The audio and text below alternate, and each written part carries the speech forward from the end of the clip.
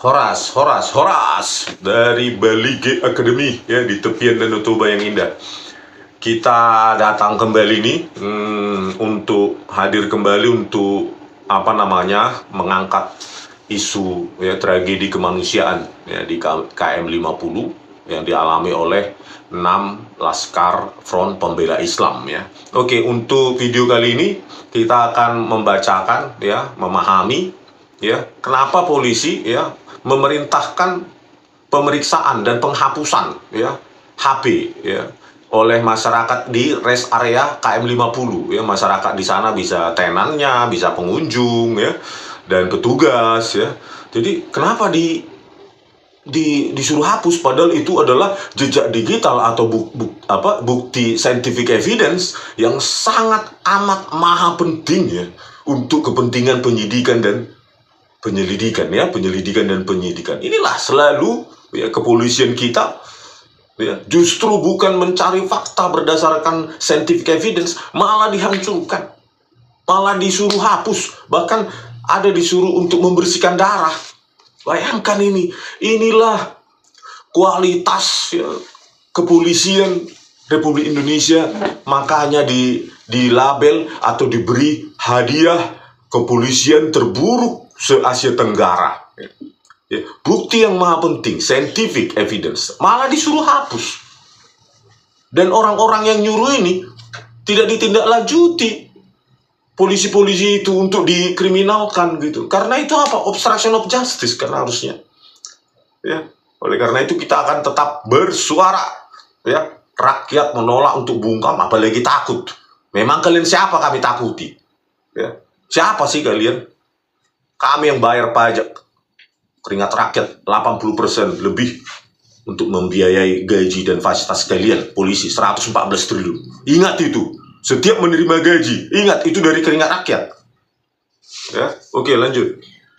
Oke, saya ambil dari Detik News dengan tajuk Polri jelaskan soal pengambilan CCTV di KM 50 untuk kepentingan penyidikan. Penulis Kadek Melda Luxiana, Sabtu 9 Januari 2021, Jakarta. Komnas HAM telah menyampaikan hasil temuan terkait peristiwa tewasnya 6 anggota Laskar FPI pengikut Habib Rizik Syihab di Tol Jakarta Capek. Dari hasil temuan tersebut, Komnas HAM menyampaikan ada polisi yang mengambil CCTV di salah satu warung yang berada di rest area KM 50. Polisi mengambil CCTV di salah satu warung ya.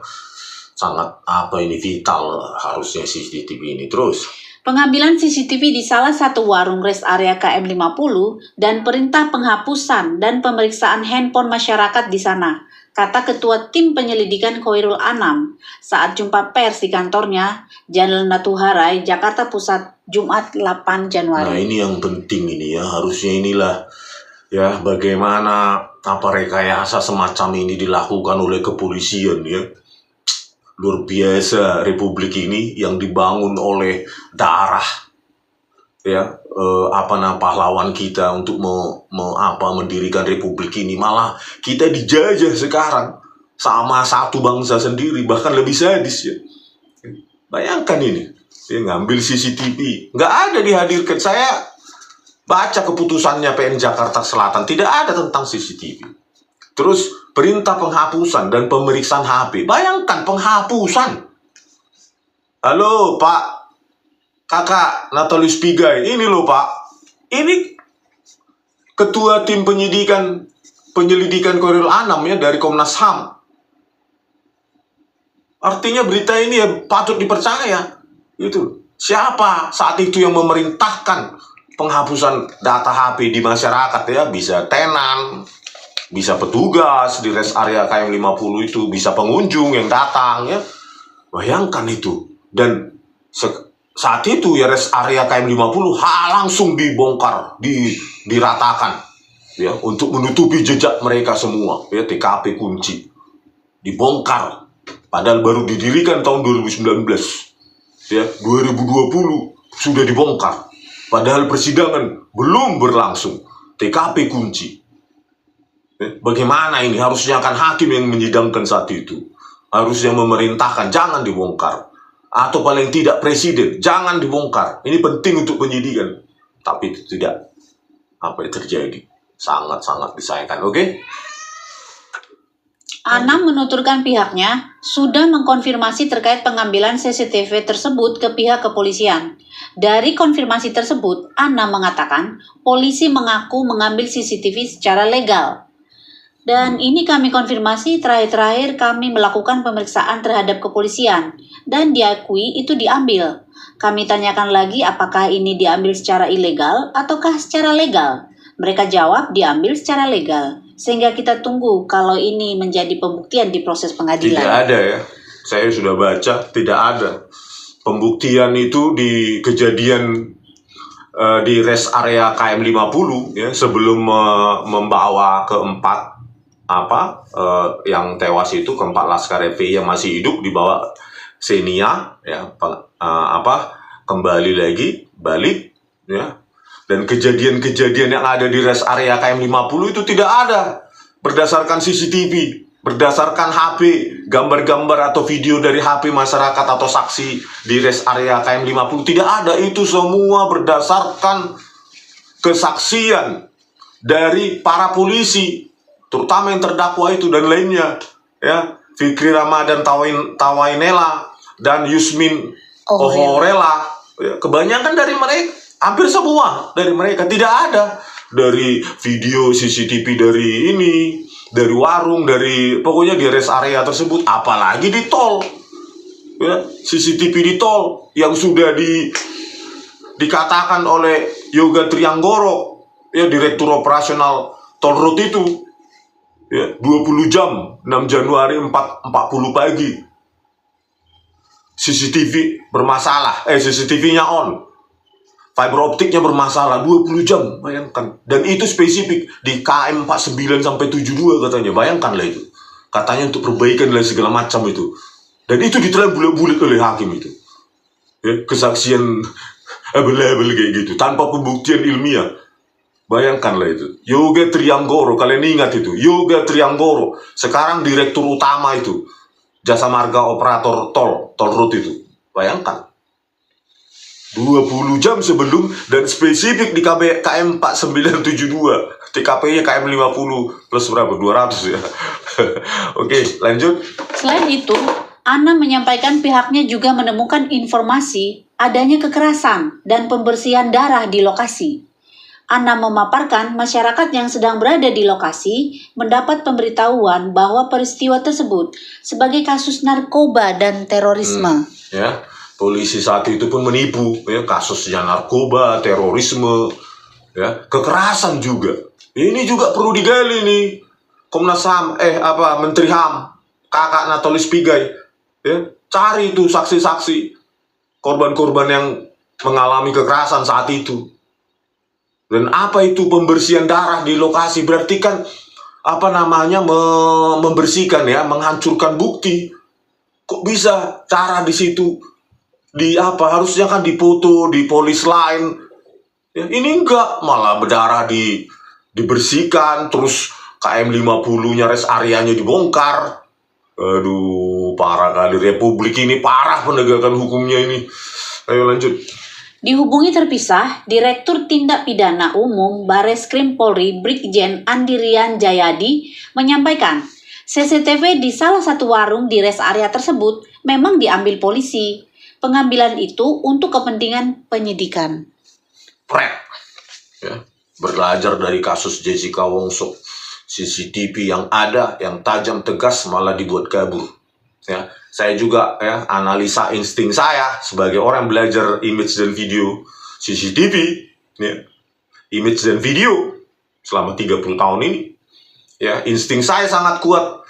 Bahkan video CCTV yang dihadirkan, yang disajikan oleh Kapolrestabes Semarang, ya, waktu RDP di DPR, itu sudah mengalami pengaburan dengan downscaling. Kita lihat dari yang tegak lurus, ya, garis-garis biasanya barang-barang yang tegak lurus, khususnya gerobak yang di depan Alfamart itu sudah mengalami bengkok-bengkok, ya, itu hasil pengaburan itu. Ya, itu bukan otentik. Nah, kembali lagi ke kasus ini. Ya, Brigjen Andirian Jayadi. untuk kepentingan penyidikan. Tidak ada CCTV yang dipertimbangkan oleh hakim. Nggak ada CCTV itu. Dan bagaimana dengan perintah penghapusan data HP di masyarakat, saksi-saksi di rest area KM 50? Bisa nggak dia jawab itu? Siapa yang memerintahkan penghapusan data? Ya, data yang sangat vital ya, scientific evidence. Kok bisa? Gitu loh. Harusnya kan ini yang bertanggung jawab ini, bosnya ya. Ya, Andi Rian ini Direktur Tindak Pidana Umum Bareskrim, atasnya sampai Kapolri sebenarnya. Penanganan hancur-hancuran seperti ini ya harusnya sampai Kapolri saat itu ya, kalau nggak salah Idam Aziz ya. Bagaimana penyelidikan hancur-hancuran seperti ini dilakukan anak buahnya? Apakah ini sudah menjadi kebiasaan? Begitu ada kepentingan, pelakunya polisi, penyidikan dibuat berantakan, hancur-hancuran, bahkan dihancurkan itu ya, TKP-nya dibongkar, rest area KM 50. Belum lagi pembersihan darah, penghapusan data HP. Aduh, Pak Prabowo, tolonglah rakyat, Pak. Bagaimana ini? Ganti langsung itu Listio Sigit Prabowo ya. Dia juga bertanggung jawab itu kasus tragedi kemanusiaan Kanjuruhan. Harusnya dia malu itu sebagai Kapolri saat itu.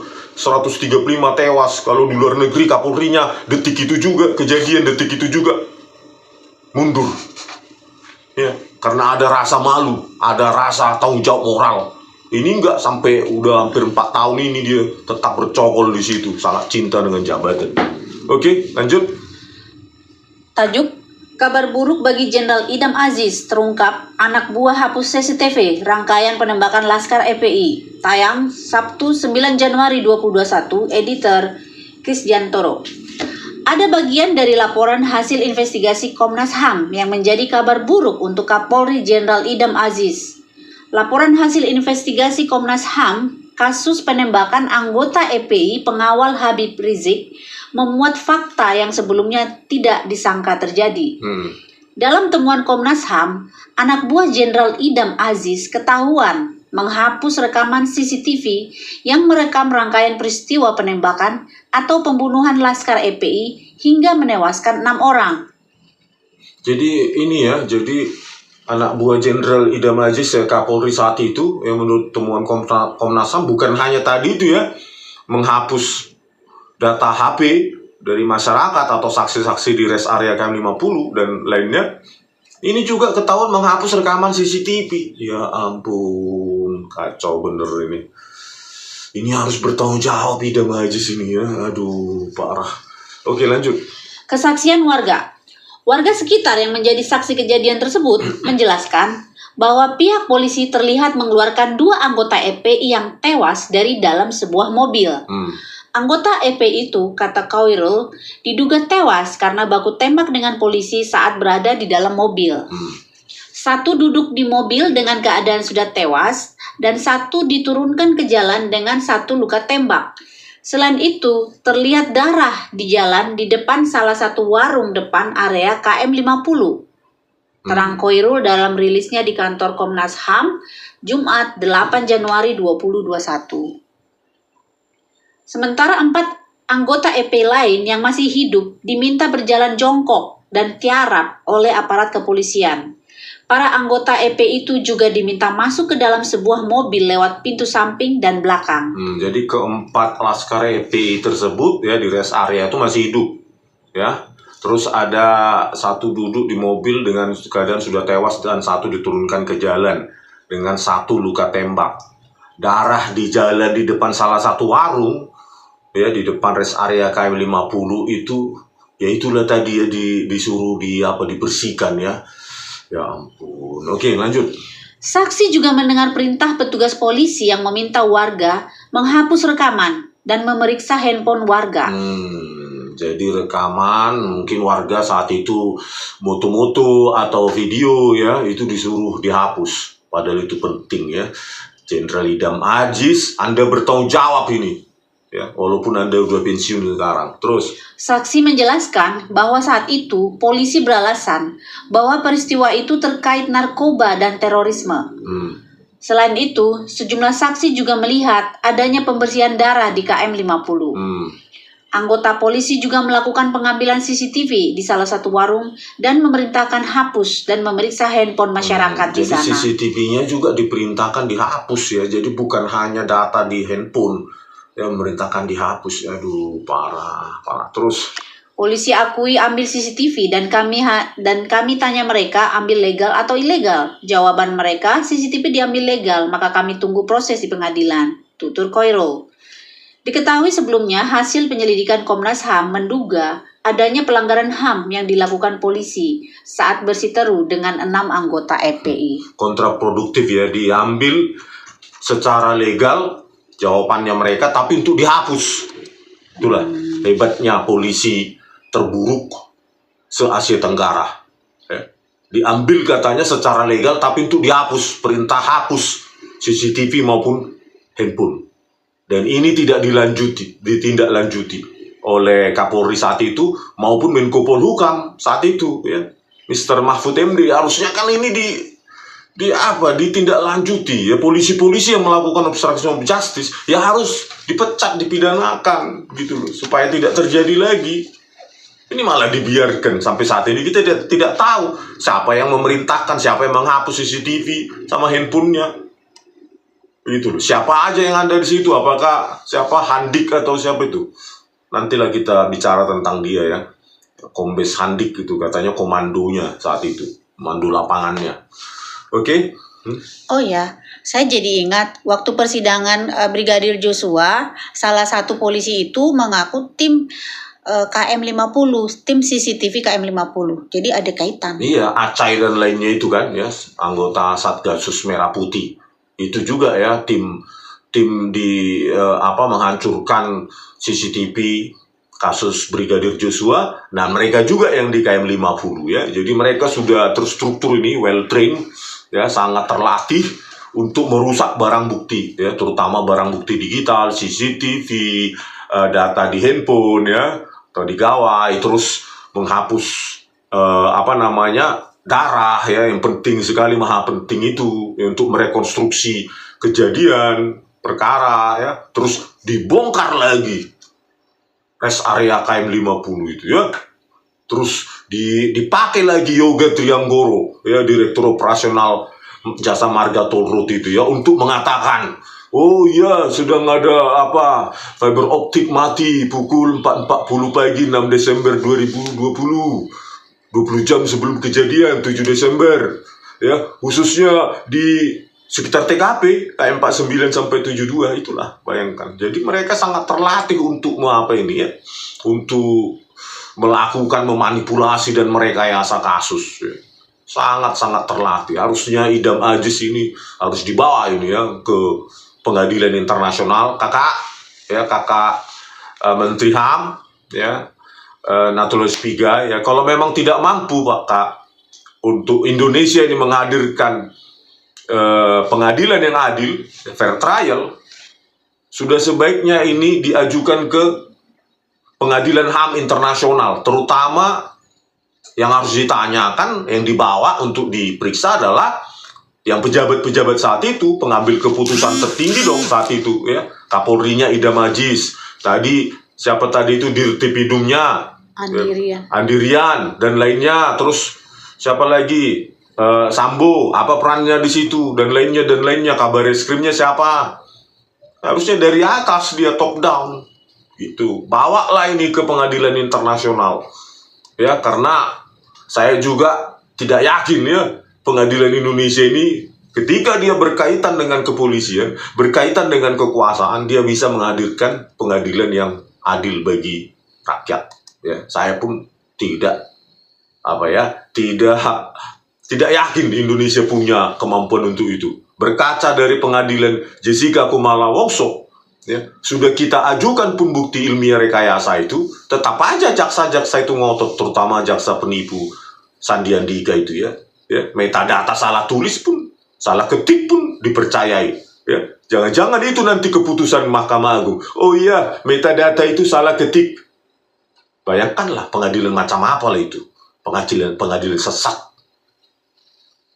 Oke, sekian dulu dari kami, Baligi Academy di tepian Danau Toba yang indah. Horas!